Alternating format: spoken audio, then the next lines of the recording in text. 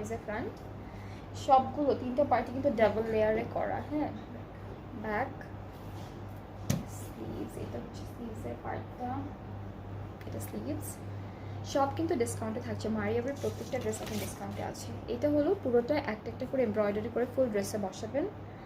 এরপরে হচ্ছে এই প্যানেলটা ওরা চারিদিকে, এটা হচ্ছে ড্রেসের চারিদিকে একদম বর্ডার লাইনে, ড্রেসের চারিদিকে। এটা স্লিভসের, এটা দা মানে, ওকে।